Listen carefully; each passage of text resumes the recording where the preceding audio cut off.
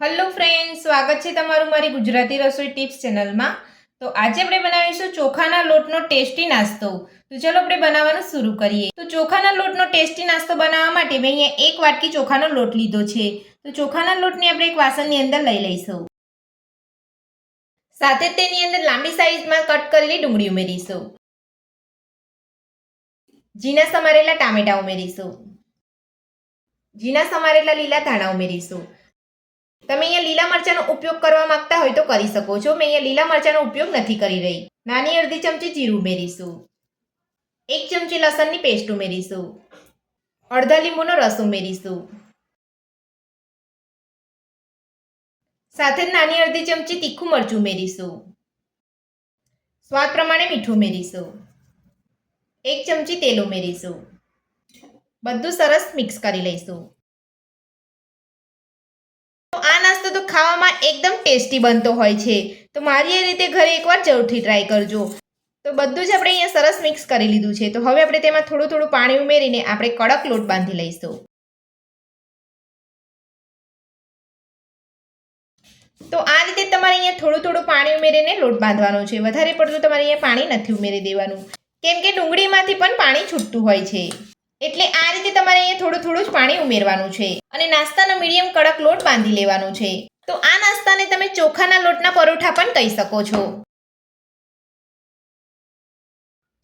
તો થોડું થોડું પાણી ઉમેરતા જઈએ અને આપણે અહીંયા મીડિયમ કડક લોટ બાંધી લીધો છે। તો આ રીતનો લોટ આપણે અહીંયા બાંધવાનો છે। વધારે પડતો આપણે અહીંયા ઢીલો લોટ નથી રાખવાનો। તો હવે આપણે નાસ્તાના લોટમાંથી નાસ્તો બનાવી લઈશું। તો હવે આપણે નાસ્તો બનાવવા માટે મેં અહીંયા એક પ્લાસ્ટિક લીધું છે। તો પ્લાસ્ટિક ઉપર આપણે તેલ લગાવી લઈશું અને આપણે જે નાસ્તાનો લોટ બાંધીને રાખ્યો છે તેની અંદરથી આપણે એક લુઓ લઈ લઈશું। તો આ રીતનો લુઓ તમારે લોટમાંથી લઈ લેવાનો છે। તો હવે આપણે પ્લાસ્ટિક ઉપર રાખી અને આ રીતે આપણે અહીંયા નાસ્તો બનાવી લઈશું।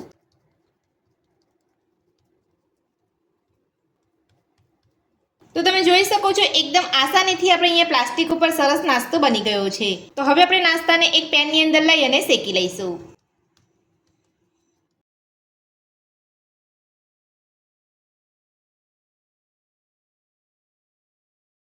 તો હવે આપણે નાસ્તાને પેનની અંદર લઈ અને શેકી લઈશું। તો ગેસ ઉપર મેં અહીંયા નાસ્તાને શેકવા માટે એક પેન ગરમ કરવા મૂકી દીધું છે અને પેન પણ ગરમ થઈ ગયું છે। તો સૌથી પહેલાં આપણે થોડું તેલ લગાવી લઈશું અને નાસ્તાને આપણે અહીંયા લઈ લઈશું। ગેસની મીડિયમ ફ્લેમ પર આપણે નાસ્તાને શેકાવા દઈશું। તો આ રીતે તમારે તેલ લગાવી લીધા પછી નાસ્તાને લઈ લેવાનો છે અને નાસ્તાને ગેસની મીડિયમ ફ્લેમ પર શેકાવા દેવાનો છે। તો હવે આપણે નાસ્તાને પલટાવી અને ચેક કરી લઈશું। તો તમે જોઈ શકો છો નાસ્તો આપણો એક બાજુ સરસ કૂક થઈ ગયો છે અને એકદમ સરસ કલર આવ્યો છે અને આપણો નાસ્તો પણ એકદમ સરસ દેખાઈ રહ્યો છે। તો હવે આપણે નાસ્તાની ચારે બાજુ તેલ લગાવીને એ જ રીતે આપણે ગેસની મીડિયમ ફ્લેમ પર નાસ્તાને કૂક થવા દઈશું। હવે આપણે નાસ્તાને બીજી બાજુ પલટાવી અને ચેક કરી લઈશું। તો તમે જોઈ શકો છો આપણો નાસ્તો બીજી બાજુ પણ એકદમ સરસ કૂક થઈ ગયો છે અને બીજી બાજુ પણ સરસ કલર આવ્યો છે। તો આ જ રીતે આપણે બધો નાસ્તો બનાવી લઈશું।